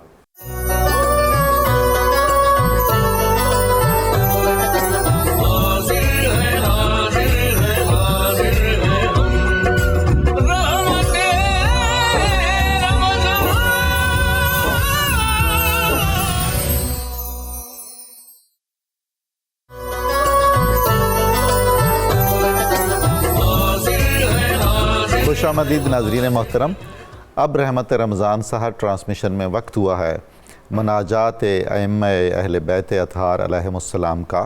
ہم اس کا ایک منتخب حصہ سنیں گے، اس کا ترجمہ اور اس کے اہم نکات سنیں گے علامہ محمد اشفاق مدنی صاحب سے۔ بسم اللہ الرحمن الرحیم۔ محترم ناظرین، چونکہ یہ مہینہ ماہ رمضان کریم کو شہر التوبہ بھی کہا جاتا ہے اور اس میں مسلمان توبہ کرتے ہیں، اپنی خطاؤں اور اپنے وہ معاملات جس پر اللہ تبارک و تعالی ناراض ہوتا ہے اس سے معافی مانگتے ہیں۔ تو ائمہ اہل بیت میں حضرت امام زین العابدین سلام اللہ علیہ اور رضی اللہ تعالی عنہ، آپ نے جو توبہ کرنے والوں کو آداب بیان کیے کہ جب وہ توبہ کریں تو کس انداز سے توبہ کریں، وہ اللہ رب العالمین کے حضور کیسے الفاظ کہیں، وہ خوبصورت الفاظ آپ کے سامنے ہم پیش کر رہے ہیں۔ اس کو آپ غور سے سنیے کہ حضرت امام زین العابدین کس طریقے سے اللہ کے حضور التجا کیا کرتے۔ آپ کہتے ہیں الہی البستنی الخطایا ثوب مذلتی، اے میرے مولا گناہوں نے مجھے ذلت کا لباس پہنا دیا۔ وَجَلَّلَنِ التَّبَاعُدُ مِنْكَ لِبَاسَ مَسْكَنَتِي، اور تجھ سے دوری کے باعث بے چارگی کے لباس نے مجھے ڈھانپ دیا۔ وَأَمَاتَ قَلْبِي عَظِيمُ جَنَایَتِي، اور میرے بڑے بڑے جرموں نے میرے دل کو مار دیا۔ فَأَحْيِهِ بِتَوْبَةٍ مِّنْكَ، اللہ مجھے توبہ کی توفیق دے کر میرے دل کو زندگی عطا فرما۔ یا املی، اے میری امید، وَبُغْيَتِي، اے میری طلب، وَيَا سُؤَلِي، اے میری چاہت، وَمُنْيَتِي، اے میری آرزو۔ فَوَعِزَّتِكَ، تیری عزت کی قسم ہے، اور یہ بات حقیقت ہے، اللہ کے حضور بندہ عرض کرتا ہے فَوَعِزَّتِكَ، اللہ تیری عزت کی قسم، مَا أَجِدُ لِذُنُوبِي لِسِوَاكَ غَافِرًا، اللہ مَا أَجِدُ لِذُنُوبِي سِوَاكَ غَافِرًا، میرے گناہوں کو تیرے سوا کوئی بخشنے والا نہیں ہے۔ اللہ اکبر۔ وَلَا أَرَى لِكَسْرِي غَيْرَكَ جَابِرًا، میری کمی کو تیرے سوا کوئی پورا کرنے والا نہیں ہے۔ وَقَدْ خَضَعْتُ بِالْإِنَابَةِ إِلَيْكَ، اللہ میں تیرے حضور توبہ و استغفار کے ساتھ اپنی گردن کو جھکاتا ہوں، تیرے حضور اپنے آپ کو پیش کرتا ہوں، اپنی عاجزی کو پیش کرتا ہوں۔ وَعَنُوتُ بِالْإِسْتِكَانَةِ لَدَيْكَ، اللہ در بدر سے ٹھوکریں کھا کے میں اپنے آپ کو تیرے حضور گرا دیتا ہوں، تیرے حضور پیش کرتا ہوں۔ فَإِن طَرَدْتَنِي مِن بَابِكَ، اللہ اگر تو نے اپنے دروازہ کرم سے مجھے نکال دیا، فَبِمَنْ أَلُوذ، تو مولا پھر کون سہارا دے گا مجھے؟ کون جب تو نکال دیتا ہے تو کون پھر سہارا دیتا ہے؟ اللہ اللہ۔ وَإِن رَدَدْتَنِي عَنْ جِنَابِكَ وَإِن رَدَدْتَنِي عَنْ جَنَابِكَ فَبِمَنْ أَعُوذ، اللہ اگر تیری بارگاہ سے مجھے رد کر دیا گیا، مجھے نکال دیا گیا، تو پھر میں کہاں پناہ پاؤں؟ تیرا ہی تو دروازہ ہے، مانتا ہوں خطا کار ہوں، اسیاں شعار ہوں، لیکن تو ہی پناہ دے گا۔ اور پھر اپنی خطائیں یاد آتی ہیں تو بندہ یوں اللہ کے حضور عرض کرتا ہے، یہ سکھایا ہے امام زین العابدین نے، فوا صفا من خجلتی وفتداحی، افسوس ہے میری شرمساری اور رسوائی پر، جو خطائیں کیں، جو غلطیاں کیں، اس پر افسوس ہے مجھے۔ وَوَالَحْفَ مِن سُوءِ عَمَلِي وَاجْتِرَاحِي، اور مجھے افسوس ہے میری بد اعمالی پر اور آلودگی پر، جو خطائیں کر کے میں نے اپنے کردار کو آلودہ کر دیا، برا کر دیا، اس پر مجھے افسوس ہے۔ اور پھر بندہ اللہ کے حضور یوں عرض کرے، اسألک یا غافر الذنب الکبیر، بڑے گناہوں کو بخشنے والے میں تجھ سے سوال کرتا ہوں۔ وَيَا جَابِرَ الْعَظْمِ الْكَثِيرِ، اے ٹوٹی ہڈی کو جوڑنے والے میں تجھ سے سوال کرتا ہوں۔ کیا سوال کرتا ہوں؟ انتہب لی موبقات الجرائر، اللہ سخت ترین جرائم کو بخش دے، اس کا سوال آمین آمین۔ وَتَسْتُرَ عَلَيَّ فَاضِحَاتِ السَّرَائِرِ، اور رسوا کرنے والے بھیدوں پر پردہ پوشی فرما، یہ سوال کرتا ہوں۔ وَلَا تُخْلِنِي فِي مَشْهَدِ الْقِيَامَةِ مِن بَرْدِ عَفْوِكَ وَمَغْفِرَتِكَ، اللہ میدان قیامت میں اپنی بخشش اور مغفرت سے محروم نہ کرنا۔ وَلَا تُعْرِنِي مِن جَمِيلِ صَفْحِكَ وَسَتْرِكَ، اللہ اپنی پردہ داری اور چشم پوشی سے مجھے محروم نہ کرنا۔ یہ التجائیں ہیں ایک خطا کار کو ہر شب میں، ہر سحر میں، رمضان کی ان بابرکت راتوں میں حضرت امام عالی مقام کے شہزادے امام زین العابدین نے بندوں کو سکھا دی کہ اے لوگو، اللہ کے کرم سے کبھی بھی غافل نہ ہونا اور اللہ کی مغفرت سے کبھی غافل نہ ہونا۔ یہ زندگی کے لمحے بیت جائیں گے اور اللہ کو بار بار کہنا، اللہ تیرے سوا کون ہے جو ہمیں پناہ دے گا، جو ہمیں اپنے پاس آنے دے گا؟ تیرے سوا کون ہے جو گناہ دیکھ کر بھی معاف کرتا ہے؟ اور تیرے سوا کون ہے جو بندے کو رسوائی سے بچاتا ہے؟ تیرے سوا کون ہے جو بندے کے لیے احسان کے دروازے کھولے رکھتا ہے؟ اور تیرے سوا کون ہے جو ہماری غفلتوں کو اچھائیوں میں بدل دیتا ہے؟ یہ حضرت امام زین العابدین نے ہمیں خوبصورت مناجات سکھائی ہیں۔ ائمہ اہل بیت کے برکات سے جو ہم نے التجائیں اس وقت ان کی بولی ہوئی اللہ کے حضور پیش کی ہیں، اس وقت خوبصورت لمحے ہیں، اللہ انہیں اپنے حضور قبول فرمائے اور دربار رسالت مآب میں بھی ہماری مقبولیت ہو، آمین یا رب العالمین۔